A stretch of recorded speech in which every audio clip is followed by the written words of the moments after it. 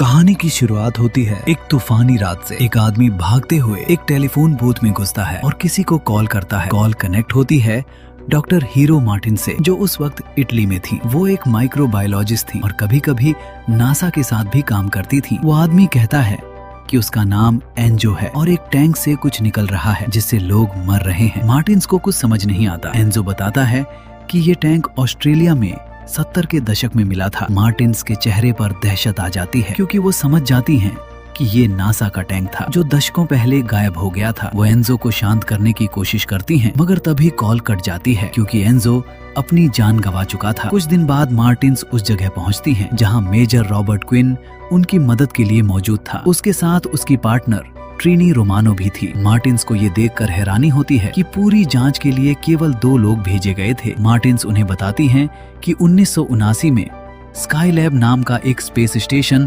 धरती पर क्रैश हुआ था। वो टुकड़ों में बिखर गया और एक ऑक्सीजन टैंक इस इलाके में आ गिरा था। किसी आदमी ने उसे रख लिया था, ये सोचकर कि लोग इसे देखने आएंगे। मगर खतरा ये था कि उस टैंक में एक परजीवी फंगस थी जो एक प्रजाति से दूसरी प्रजाति में जा सकती थी। मार्टिन्स का मानना था कि ये परजीवी किसी चीज के संपर्क में आई और धरती पर वापस आकर इलाके के सभी लोगों को खत्म कर दिया। वो तुरंत खुद को एक एंटीडोट का इंजेक्शन लगाती हैं। ट्रीनी पूछती है कि ऐसी चीज स्पेस में क्यों भेजी गई, तो मार्टिन्स बताती हैं कि यह अंतरिक्ष यात्रियों के लिए एंटी फंगल दवा बनाने की कोशिश थी। तीनों पूरे इलाके में घूमते हैं मगर कोई जीवित इंसान नहीं मिलता। मार्टिन्स टैंक ढूंढकर उसकी जांच करती हैं। पता चलता है कि वो आदमी आलू और साबुन से उसे साफ कर रहा था और लोगों से पैसे लेकर दिखाता था। आलू से परजीवी को प्रोटीन मिली और वो और मजबूत हो गई। मार्टिन्स टैंक में एक छोटी सी दरार देखती हैं। वो रॉबर्ट से कहती हैं कि उन्हें पकड़े रखे ताकि वो अंदर ना खिंच जाएं। जांच के दौरान वो देखती हैं कि परजीवी और भी ताकतवर हो रही है। तभी वो उनकी तरफ थूकती है मगर मार्टिन्स किसी तरह खुद को संभाल लेती हैं। इधर ट्रीनी एक लाश ढूंढती है। उसे नहीं पता कि परजीवी पहले ही वहां से निकल चुकी थी। वो लाश की जांच करके बताती है कि वो आदमी फट गया था। रॉबर्ट को सारी लाशें छतों पर मिलती हैं। वो सोचता है कि वो वहां कैसे पहुंचे, तो मार्टिन्स बताती हैं कि फंगस ने उनके दिमाग और मांसपेशियों को कंट्रोल करके उन्हें वहां पहुंचाया ताकि वो अपनी नस्ल आगे बढ़ा सके। वो ये भी कहती हैं कि ये किसी इंसान के संपर्क में आई होगी और एक नई प्रजाति बना चुकी है। वो एक सैंपल लेती है मगर तभी परजीवी उनके शरीर में घुस जाती है और उनके खून में फैलने लगती है। वो बेचैन महसूस करने लगती हैं। रॉबर्ट और ट्रीनी और संभावनाओं पर बात कर रहे होते हैं, तभी उन्हें मार्टिन्स की हालत तेजी से बिगड़ती दिखती है। परजीवी उनके नर्वस सिस्टम पर पूरी तरह काबिज हो जाती है और वो उल्टी करने लगती हैं। वो भागने की कोशिश करती हैं और दोनों समझ जाते हैं कि वो इन्फेक्टेड हो चुकी हैं। वो उन्हें रोकने की कोशिश करते हैं मगर वो एक कार से उन्हें टक्कर मार देती हैं। बाहर निकलकर उन पर गोली चलाने की कोशिश करती हैं मगर ट्रिनी उन्हें गिरा देती है। दोनों में हाथापाई होती है मगर मार्टिन्स बंदूक पकड़ लेती हैं। दोनों उन्हें होश में आने को कहते हैं और वो एक पल के लिए सामान्य हो जाती हैं। उसी एक पल में वो अपनी ऑक्सीजन पाइप निकालकर खुद को गोली मार लेती हैं। इसके बाद मिलिट्री टीम बुलाई जाती है। वो उस टैंक को जब्त करके पूरी जगह जला देते हैं और टैंक को एक सीक्रेट स्टोरेज में रख देते हैं। उसे एक वॉल्ट में बंद करके सैंपल पर टेस्ट चलाए जाते हैं। कई महीने बीत जाते हैं और हम आज के वक्त में आते हैं। ट्रेविस एक सिक्योरिटी गार्ड की तरह काम करते हुए लैब पर पहुंचता है। उसका बॉस ग्रिफिन उसे नाइट शिफ्ट लेने और टैंक पर नजर रखने को कहता है। ट्रेविस पहले हिचकिचाता है मगर मानना पड़ता है। ग्रिफिन बताता है कि रात को एक लड़की उसके साथ शिफ्ट करेगी। नाओमी यूनिट्स पर नजर रखते हुए चक्कर लगा रही थी। रात को मैरी नाम की एक बुजुर्ग औरत वहां आती है और कहती है कि उसे अपनी स्टोरेज तक पहुंचना है क्योंकि उसकी सालगिरह है। ट्रेविस उससे बात करने की कोशिश करता है मगर वो जल्दी में थी। वापस जाते वक्त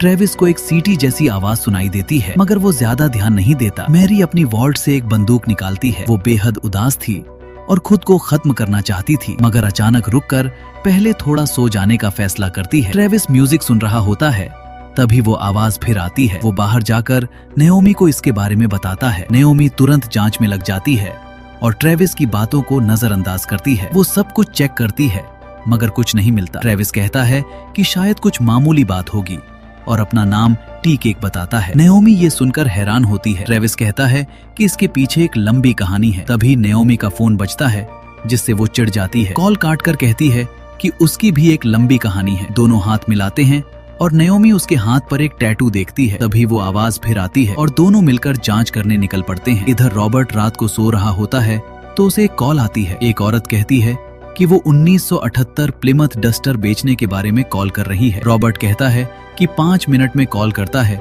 और बेड छोड़ देता है। अपनी वाइफ से कहता है कि कोई बात नहीं और निकल जाता है। ट्रेविस सोचता है कि उन्हें बॉस को बुलाना चाहिए, मगर नेओमी कहती है कि वो उसके साथ फ्लर्ट करेगा। वो आवाज फॉलो करते हैं और पाते हैं कि यह एक तस्वीर के पीछे से आ रही है। नेओमी कहती है कि वो दीवार तोड़कर देख सकते हैं और बाद में तस्वीर वापस लगा देंगे। तभी नेओमी का फिर से फोन बजता है। वो काट देती है। ये उसका बेबी डैडी था। हाई स्कूल की एक गलती थी जिससे वो पीछा नहीं छुड़ा पा रही थी। ट्रेविस कहता है कि दीवार तोड़ने पर नौकरी जाएगी। वो पैरोल पर था और नौकरी खोने का रिस्क नहीं ले सकता था। नेओमी कहती है कि ये उसने टैटू देखकर ही भांप लिया था, मगर ये नॉन वायलेंट केस था, इसलिए ठीक है। ट्रेविस आखिर मान जाता है। रॉबर्ट एक दूसरा फोन निकालता है और अपनी यूनिट को कॉल करता है। उन्हें एक स्टोरेज यूनिट में टेम्परेचर ब्रीच का अलर्ट मिल रहा था। रॉबर्ट कहता है कि उसे पता था कि टेम्परेचर बदलने पर यही होगा, मगर किसी ने नहीं सुना। वो कहता है कि 90 मिनट में पहुंच सकता है, मगर उसे एक प्लेन और एक प्राइवेट कार चाहिए। वो कहता है कि बहुत देर हो रही है और खतरा आसन्न है। उसे एक फैसिलिटी से सारा सामान चाहिए, मगर वो औरत मना कर देती है। वो कहता है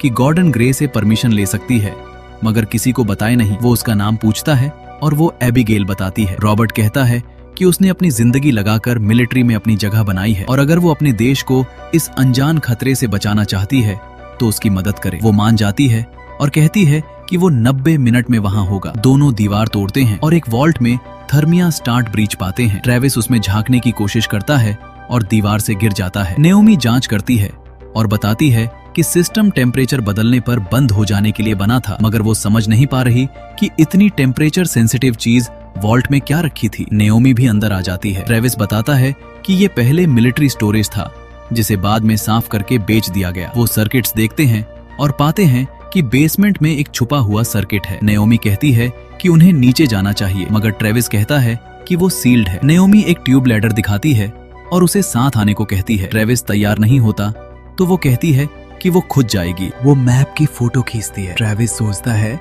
कि वो जो भी सुनता है वो कर देता है और इसी की वजह से एक बार जेल भी गया था, मगर फिर भी वो साथ जाने को तैयार हो जाता है। इधर नोमी का बॉयफ्रेंड माइक स्टोरेज पर आ जाता है। वो बहुत टेंशन में था और उसके पास बंदूक थी। वो मैप फॉलो करते हुए जेनिटर के क्लोजेट तक पहुंचते हैं। वहाँ एक छुपा हुआ दरवाजा मिलता है। अंदर जाते हैं तो एक पुराना ऑफिस जैसा लगता है। तभी एक अलार्म बजने लगता है। उन्हें एक पुराना हेजमेट सूट मिलता है और फिर बेसमेंट की तरफ जाने वाला एक चैम्बर भी। चैम्बर खोलते हैं तो वो कम से कम 500 फीट गहरा था। ट्रेविस पहले नीचे जाता है। माइक नाओमी को वॉइसमेल छोड़ता है कि वो कॉल नहीं उठा रही, इसलिए वो आ गया। उसे मुसीबत में है। उसकी गाड़ी की डिक्की में कुछ गड़बड़ है और उसे नाओमी की मदद चाहिए। तभी डिक्की से आवाज आती है। माइक कहता है कि ये जिंदा नहीं होना चाहिए था। वो डिक्की खोलता है तो नाओमी की बिल्ली थी जिसे उसने गुस्से में गोली मारी थी, मगर बिल्ली बाहर कूद जाती है। वो बुरी तरह बदली हुई थी और परजीवी से इन्फेक्टेड हो चुकी थी। बिल्ली एक सीढ़ी पर चढ़कर खुद को खत्म कर लेती है। उसका जिस्म फट जाता है और परजीवी माइक पर और पास खड़े एक हिरन के मुंह पर फैल जाती है। माइक तुरंत इन्फेक्टेड हो जाता है। नीचे ट्रेविस नाओमी से उसके बच्चे के बारे में पूछता है। वो बताती है कि उसकी 6 साल की बेटी सैरा है। कभी कभी उसे लगता है कि काश वो ना होती। वो एक बंद दरवाजे के सामने आते हैं। नाओमी कहती है कि वापस जा सकते हैं, मगर ट्रेविस को अब मजा आ रहा था। दोनों मिलकर दरवाजा खोल लेते हैं। अंदर एक पाइप से ठंडा पानी बह रहा था जिसका कोई स्रोत नहीं था। फिर उन्हें अलार्म का स्रोत मिलता है। ये एक कमरे के अंदर से आ रहा था, मगर वो उसे छोड़कर आगे बढ़ते हैं। तभी एक दहलाने वाला नजारा सामने आता है। ढेर सारे चूहे थे जिनकी पूंछें आपस में उलझी हुई थीं और वो एक दूसरे को खा रहे थे। वो सब हरे रंग के कीचड़ जैसी फंगस से ढके हुए थे। अलार्म फिर बजता है और नाओमी उस कमरे के अंदर देखने जाती है। फंगस कमरे से बाहर निकलकर हर तरफ फैल चुकी थी और दरवाजे से बाहर आ रही थी। नाओमी उसे छूने की कोशिश करती है, मगर ट्रेविस रोक लेता है। दरवाजा बेहद गर्म था। ट्रेविस कहता है कि अब बस हो गया और दोनों वहाँ से निकल जाते हैं। परजीवी माइक पर पूरी तरह काबिज हो चुकी थी और उसे नाओमी को ढूंढने का आदेश दे रही थी। हिरन भी इन्फेक्टेड था और माइक के साथ हो लिया। रॉबर्ट प्लेन में पहला हादसा याद कर रहा होता है। एबिगेल ने उसे बताया था कि गॉर्डन ग्रे 1 साल पहले चल बसे थे, इसलिए उसने वीजली जरबैक को कॉल किया। वीजली कहता है कि वो 20 सालों से इसके बारे में सोचता रहा है, मगर इसमें कुछ नहीं है। रॉबर्ट कहता है कि उन्होंने वो जगह बेच दी और वीजली जोर देता है कि ये सील था और निकलने का कोई रास्ता नहीं था, मगर रॉबर्ट कहता है कि टेम्परेचर बदला और किसी ने ध्यान नहीं दिया जिससे ये बाहर निकल आई। वीजली कहता है कि वो उसकी इज्जत करता है, मगर वो केवल नोट्स लेगा और खुद कुछ नहीं करेगा। एबिगेल सब सुनकर खुद फैसला लेती है। वो अपने पर्सनल नंबर से रॉबर्ट को कॉल करती है और कहती है कि उसने उसके पेपर्स पढ़े हैं और ये नहीं चाहती कि ये चीज बाहर फैले। वो उसकी हर मदद करेगी। रॉबर्ट कहता है कि सर्वर सेफ नहीं है, इसलिए सारे काम उसके नाम पर करे। वो ट्रिनी को कॉल करने को कहता है क्योंकि केवल वही सब इंतजाम कर सकती थी, जिसमें 7वां आइटम भी शामिल था। तभी वीजली आ जाता है, मगर एबिगेल चालाकी से बात बदल देती है और वो बिना शक किए चला जाता है। ट्रेविस उस पुरानी फैसिलिटी के बारे में रिसर्च कर रहा होता है। तभी एक हिरण अंदर आ जाता है। दोनों उसके पीछे जाते हैं और देखते हैं कि वो खुद ही लिफ्ट में घुस जाता है। वो हैरान रह जाते हैं। कहानी थोड़ा पीछे जाती है जब वायरस पहली बार फैला था। पहले एक तिलचट्टे को इन्फेक्ट किया। तिलचट्टा माइक की गाड़ी में घुस गया और इस तरह बिल्ली इन्फेक्टेड हुई। दोनों हिरण को इन्फेक्टेड देखकर फैसिलिटी को कॉल करने की कोशिश करते हैं। वो ऊपर भागते हैं तो हिरण पागलों की तरह इधर उधर भाग रहा था। तभी वो उनकी तरफ दौड़ा। वो छुप जाते हैं और हिरण वहीं फट जाता है। तभी माइक भी लिफ्ट से बाहर आता है, मगर वो बुरी तरह इन्फेक्टेड था। दोनों को कुछ गड़बड़ लगता है। माइक कहता है कि उसने उसकी बिल्ली को गोली मारी। फिर नाओमी से कहता है कि अपना मुंह खोले। नाओमी हैरान होती है, मगर माइक की बंदूक निकाल लेती है और दोनों वहाँ से भाग जाते हैं। मैरी गोली की आवाज से जाग जाती है। ट्रेविस और नाओमी नीचे भागते हैं, मगर माइक पागल की तरह उनके पीछे था। स्टोरेज से बाहर निकलने का कोई रास्ता नहीं था, इसलिए वो एक यूनिट में छुप जाते हैं। माइक धीरे धीरे वहाँ से गुजरता है और दोनों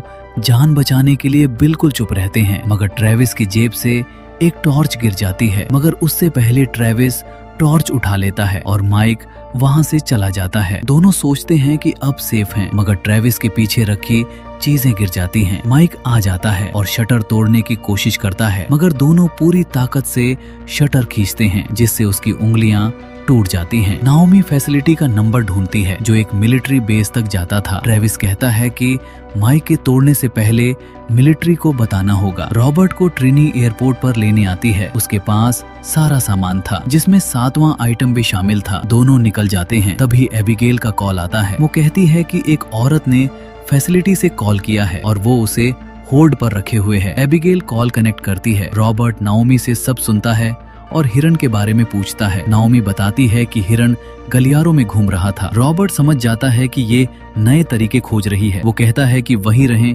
और वायरस के संपर्क में ना आए, केवल उसे या एबिगेल को कॉल करें। वो 40 मिनट में पहुंच जाएगा। ट्रिनी ट्रेविस को शांत रखती है क्योंकि वो भागने वाले किस्म का इंसान लग रहा था। ट्रेविस कहता है कि वो हमेशा से ज़ॉम्बीज पर यकीन रखता था, मगर नाओमी कहती है कि माइक ज़ॉम्बी नहीं है। ट्रेविस कहता है कि फंगस और फैलेगी और उन्हें इसे रोकने की कोशिश करनी चाहिए, मगर नाओमी मना कर देती है। उसकी बेटी घर पर है और वो कोई रिस्क नहीं ले सकती। तभी बाहर कुछ गाड़ियां आने की आवाज आती है। ट्रेविस सोचता है कि मिलिट्री आ गई, मगर नाओमी जानती थी कि इतनी जल्दी नहीं हो सकता। ये उनका बॉस ग्रिफिन था, जो अपने पूरे बाइक गैंग के साथ आया था। वो अंदर आकर हिरण की लाश देखते हैं। टूटी हुई दीवार भी मिलती है। ग्रिफिन माइक पर दोनों को बुलाता है। वो कुछ टीवीज चुराने आया था। क्यूबा नाम की एक लड़की को किसी की मौजूदगी का एहसास होता है, मगर ध्यान नहीं देती। रॉबर्ट और ट्रिनी एक पुराने घर में पहुंचते हैं। वो अंदर घुसकर एक ट्रंक निकालते हैं जो ट्रिनी ने वहां छुपाया था। तभी घर का मालिक बंदूक लेकर आ जाता है। ये ट्रिनी का बेटा था। वो कहती है कि उसे कुछ लेना था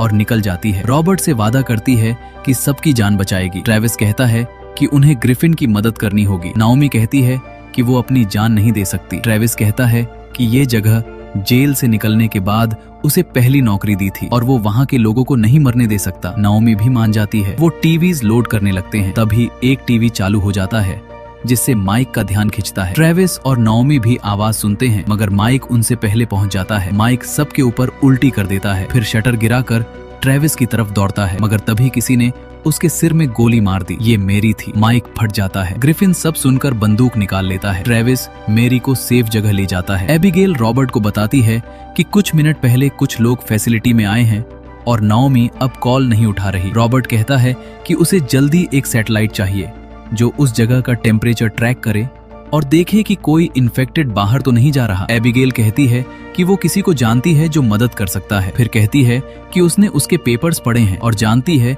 कि वो क्या करने वाला है। वो पूछती है कि कोई और तरीका नहीं है, मगर रॉबर्ट साफ मना कर देता है। ट्रेविस मेरी की बंदूक लेकर उसे सेफ जगह पहुंचाता है और ग्रिफिन को ढूंढता है। ग्रिफिन के साथ ही सारा सामान लेकर निकल जाते हैं। दोनों मिलते हैं, मगर ग्रिफिन ट्रेविस पर भरोसा नहीं कर पा रहा था। तभी स्टोरेज के अंदर से शटर पर धड़धड़ाहट होने लगती है। ग्रिफिन शटर खोलने को कहता है, मगर ट्रेविस मना कर देता है। ग्रिफिन उसके बाजू में गोली मार देता है और जबरदस्ती खुलवाता है, मगर ट्रेविस आखिर में दरवाजा बंद कर देता है। तभी नाओमी फायर एक्सटिंग्विशर से उन पर हमला करती है और दोनों भाग निकलते हैं। आखिरकार वो फैसिलिटी से बाहर आ जाते हैं। तभी रॉबर्ट वहाँ पहुँच जाता है। वो पूछता है कि ठीक है, तो दोनों हाँ कहते हैं। वो पूछता है कि अंदर लोगों के पास हथियार हैं और जवाब हाँ में मिलता है। वो कहता है कि वो संभाल लेगा और सब वापस अंदर जाते हैं। ग्रिफिन अपने साथियों को बताता है कि उसके पास चाबियां नहीं हैं, मगर रॉबर्ट उन्हें अंदर से चाबियां और हैजमेट सूट दे देता है जो उन्हें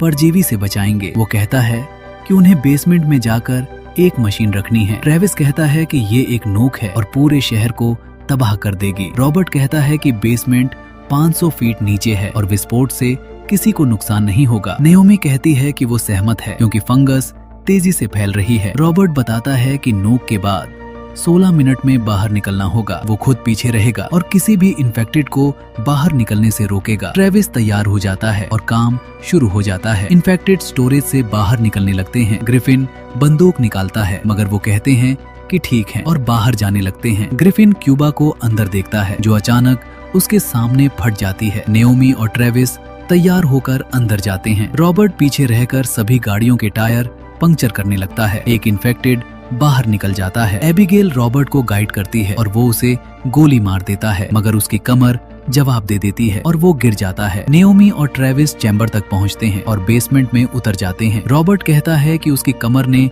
जवाब दे दिया मगर वो वहाँ से गोली चला सकता है। तभी उस आदमी का जिस्म भी फट जाता है। नेओमी और ट्रेविस उस बंद कमरे में घुसते हैं तो फंगस हर तरफ फैली हुई थी। ये पाइप्स के जरिए बाहर जा रही थी और जल्द ही पानी के साथ फैल जाती। वो नोक एक्टिवेट करते हैं मगर बाहर निकलने के लिए केवल 6 मिनट बचे थे। नेओमी कहती है कि सूट में सीढ़ी नहीं चढ़ सकते। दोनों सूट उतारकर सीढ़ी चढ़ने लगते हैं। रॉबर्ट देखता है कि बारिश की वजह से फंगस तेजी से बढ़ रही है और उसकी तरफ आ रही है। ग्रिफिन और उसका साथी बाहर निकलने की कोशिश करते हैं मगर रॉबर्ट उसके दोस्त को गोली मार देता है। ग्रिफिन को मारने की कोशिश करता है मगर वो छुप जाता है। रॉबर्ट की गोलियां खत्म हो जाती हैं और ग्रिफिन उसे खत्म करने आता है। तभी एक कार आती है। ट्रिनी बाहर निकलकर ग्रिफिन को रॉबर्ट छोड़ने को कहती है और जैसे ही वो हटता है ट्रिनी उसे गोली मार देती है। वो रॉबर्ट को उठने में मदद करती है। ट्रेविस और नेओमी बाहर आने वाले होते हैं। तभी एक और इन्फेक्टेड सामने आता है मगर नेओमी तुरंत गोली मारकर उसे खत्म कर देती है। दोनों बाहर आते हैं और ट्रिनी चेक करती है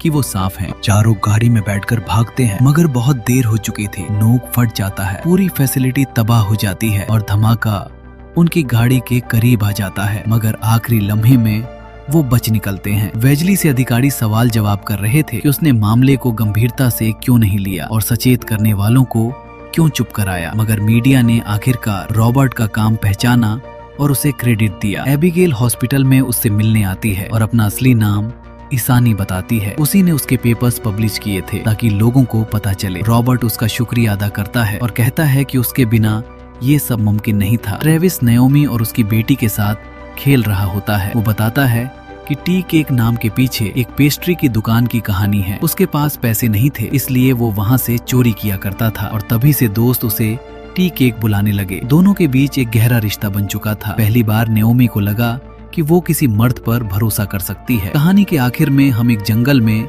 हिरणों का झुंड देखते हैं मगर उनमें से एक इन्फेक्टेड है और यहीं पर हमारी कहानी खत्म होती है। अगर आपको ये कहानी अच्छी लगी तो हमारे चैनल को सब्सक्राइब करना बिल्कुल भी ना भूलें।